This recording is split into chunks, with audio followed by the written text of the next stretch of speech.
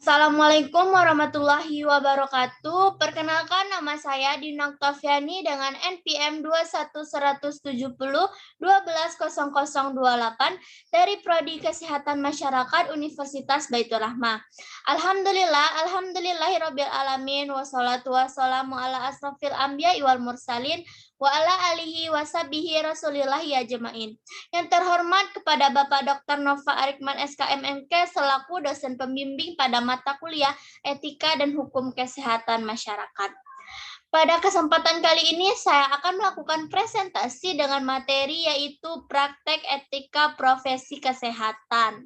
Materi yang akan saya sampaikan ada 5 topik yaitu kesehatan masyarakat, perawat, dokter, bidan, dan kedokteran gigi. Yang pertama yaitu kesehatan masyarakat. Dikarenakan tanggung jawab pelayanan masyarakat yang besar, diperlukan suatu kode etik dan juga peraturan-peraturan yang dibuat secara khusus untuk menjadi acuan bagi para praktisi kesehatan masyarakat. Kode etik tersebut dapat menjadi suatu acuan dan juga panduan bagaimana praktisi kesehatan masyarakat bertindak sehingga tidak melanggar kode etik yang ada sebelumnya dan meminimalisir pandangan negatif dari masyarakat. Kode etik yang mengatur pelayanan kesehatan masyarakat haruslah dibuat supaya dapat sejalan dengan hak-hak manusia yang ada sebelumnya.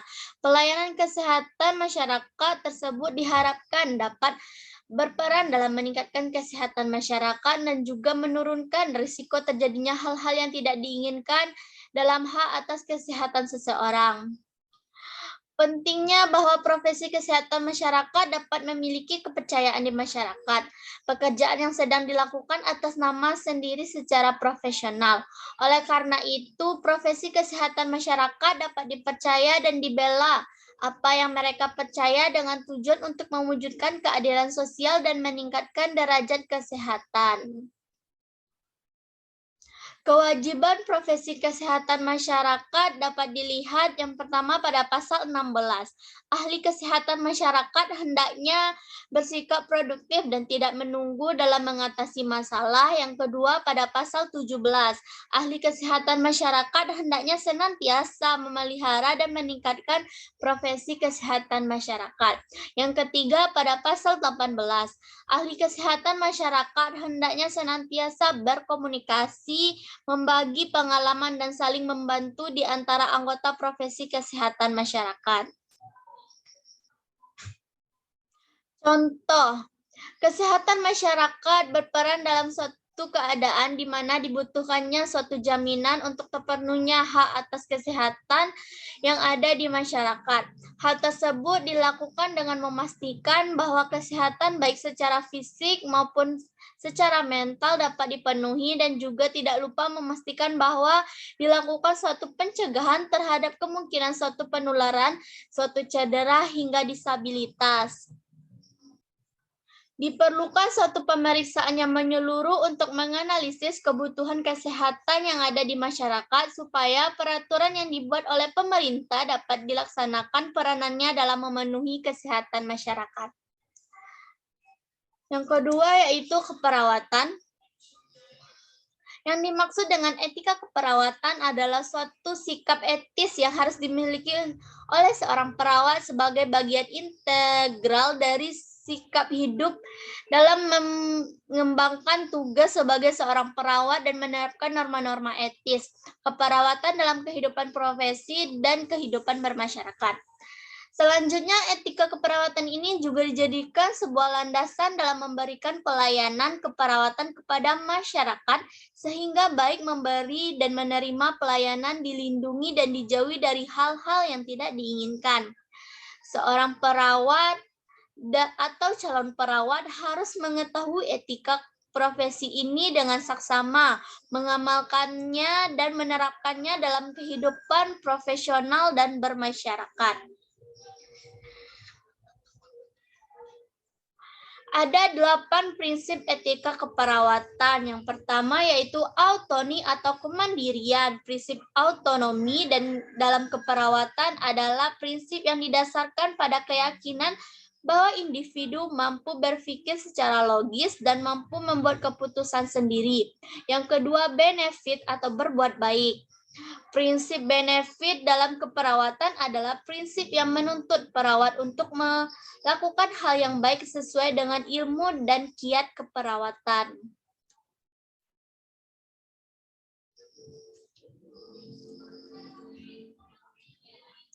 Yang ketiga, justice atau keadilan.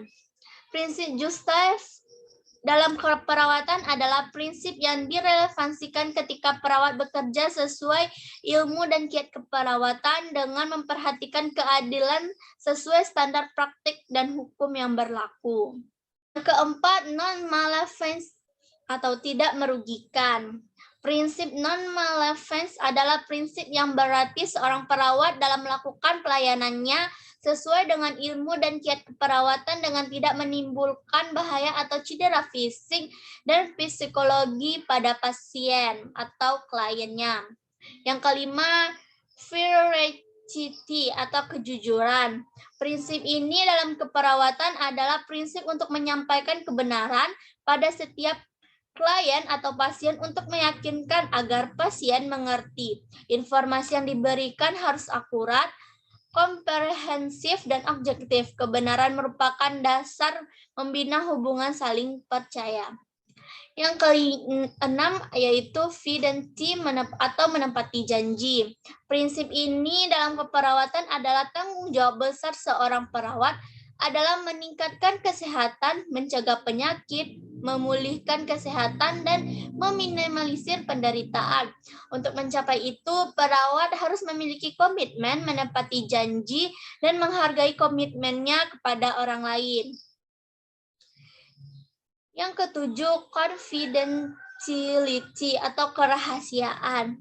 Prinsip ini dalam keperawatan adalah prinsip kerahasiaan, di mana segala informasi tentang pasien harus dijaga privasinya.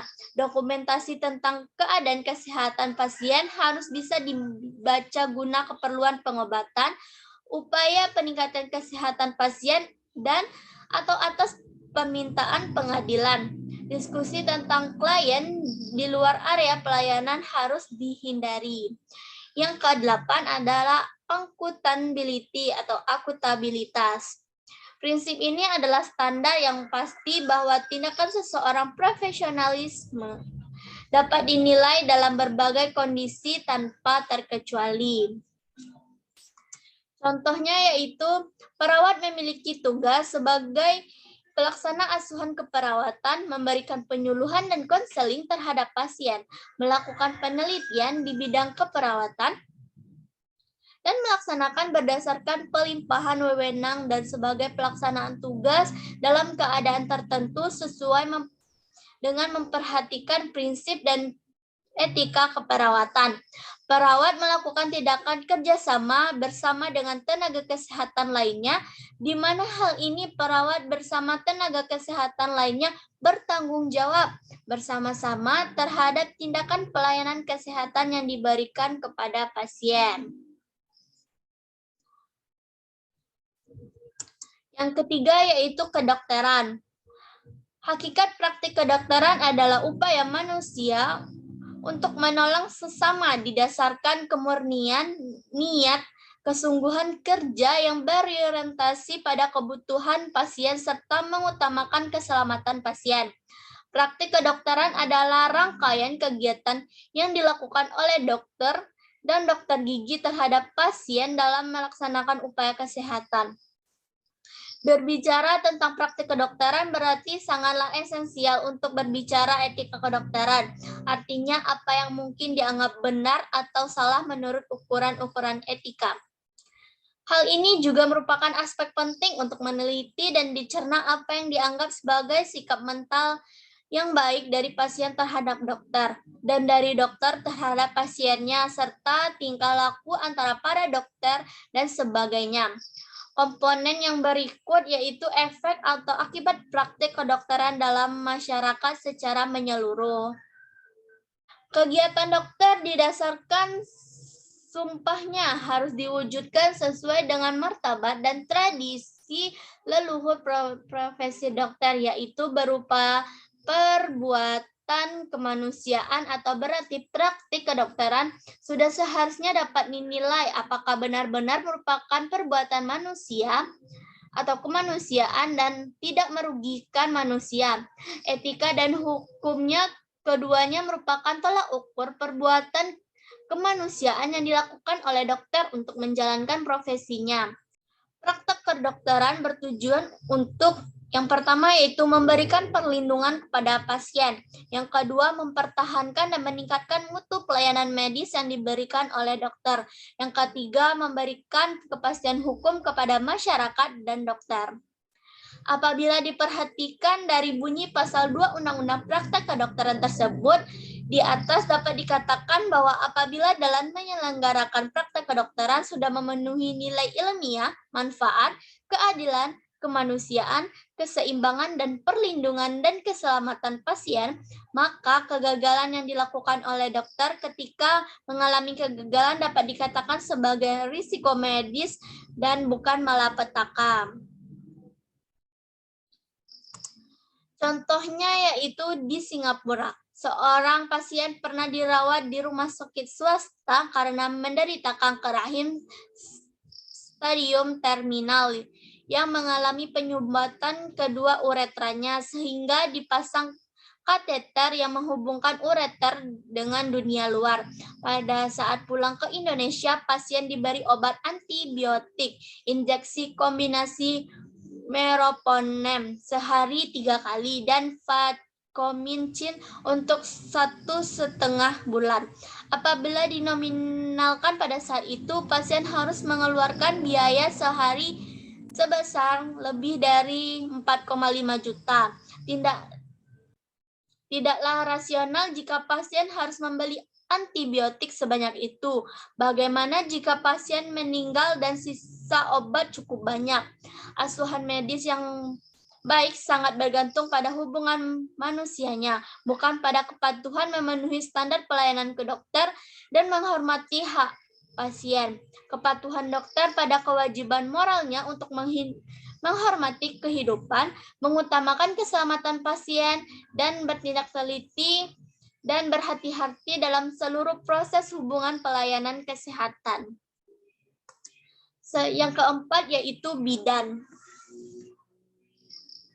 Bidan memberikan pelayanan kebidanan yang berkesinambungan dan paripurna, berfokus pada aspek pencegahan, promosi, dengan berlandasan kemitraan dan pemberdayaan masyarakat bersama-sama dengan tenaga kesehatan lainnya untuk senantiasa melayani siapa saja yang membutuhkannya, kapan dan dimanapun ia berada. Untuk menjaga kualitas tersebut diperlukan suatu standar profesi sebagai acuan untuk melakukan segala tindakan dan sesuatu yang diberikan dalam seluruh aspek pengabdian profesinya kepada seluruh individu, keluarga, dan masyarakat, baik dari aspek input maupun proses output-nya.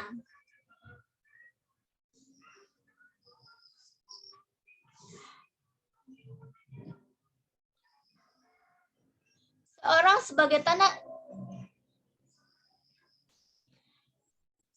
sebagai tenaga kesehatan yang langsung memberikan pelayanan kesehatan kepada masyarakat.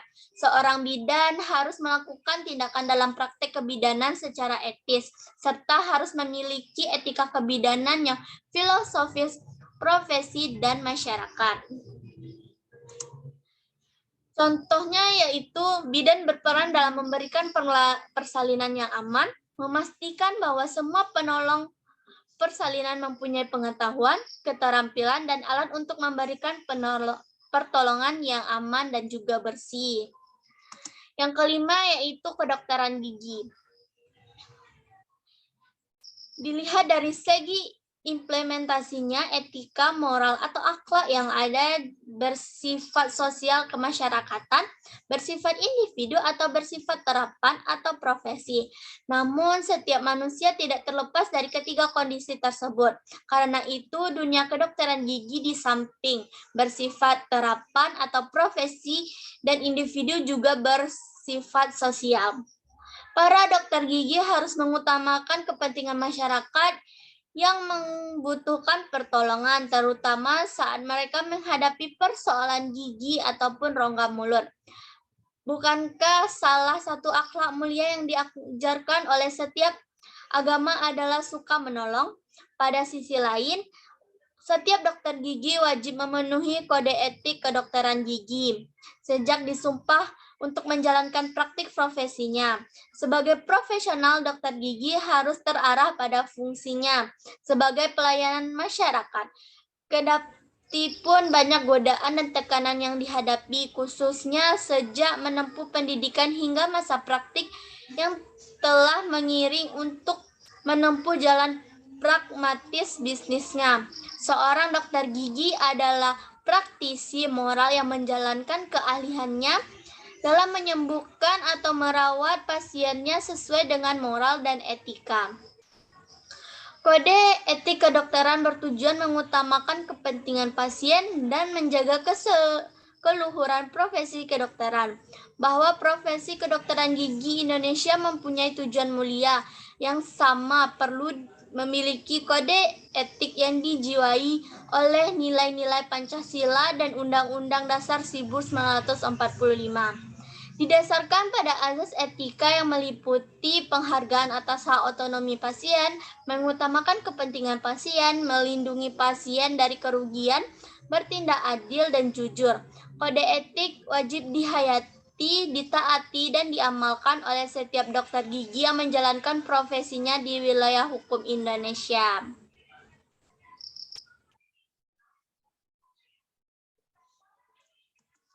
Kewajiban umum kewajiban umum dokter gigi. Yang pertama yaitu pasal 1, dokter gigi di Indonesia wajib menghayati, menaati, dan mengamalkan sumpah atau janji dokter gigi Indonesia dan kode etik kedokteran gigi Indonesia. Yang kedua, pasal 2. Dokter gigi di Indonesia wajib menjunjung tinggi norma-norma kehidupan yang luhur dalam menjalankan profesinya. Yang ketiga, pasal 3. Dalam menjalankan profesinya, dokter gigi di Indonesia tidak boleh dipengaruhi oleh pertimbangan untuk mencari keuntungan pribadi. Pasal 4, dokter gigi di Indonesia harus memberikan kesan dan keterangan atau pendapat yang dipertanggungjawabkan. Yang kelima, pasal 5. Dokter gigi di Indonesia tidak diperkenankan menjaring pasien secara pribadi melalui pasien atau agen. Yang keenam, pasal 6. Dokter gigi di Indonesia wajib menjaga kehormatan, kesusilaan, integritas, dan martabat profesi dokter gigi. Pasal 6. Dokter gigi di Indonesia wajib untuk mencegah terjadinya infeksi silang yang membahayakan pasien, staf, dan masyarakat. Pasal ke-8, dokter gigi di Indonesia wajib menjamin kerjasama yang baik dengan tenaga kesehatan lainnya. Pasal yang terakhir atau pasal yang ke-9, dokter gigi di Indonesia dalam rangka meningkatkan derajat kesehatan masyarakat wajib bertindak sebagai motivator, pendidik, dan pemberi pelayanan kesehatan promotif, preventif, kuratif, dan juga rehabilitatif. Contohnya, dalam menghadapi pasien yang berasal dari golongan ekonomi lemah, seorang dokter gigi tidak boleh menolak pasien karena alasan biaya. Dia tetap dituntut memberikan informasi mengenai tempat pengobatan yang mendapatkan subsidi pemerintah, misalnya rumah sakit, puskesmas, atau balai pengobatan. Persoalan atau persaingan tempat praktik ataupun layanan dapat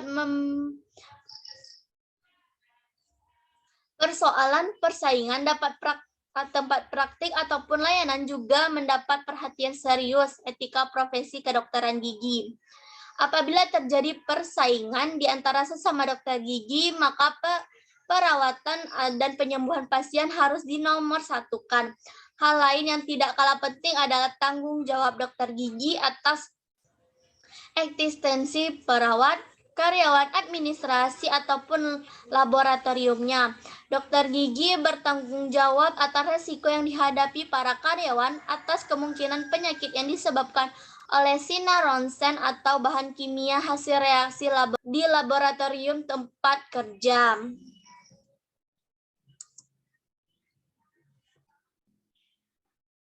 Sekian presentasi dari saya.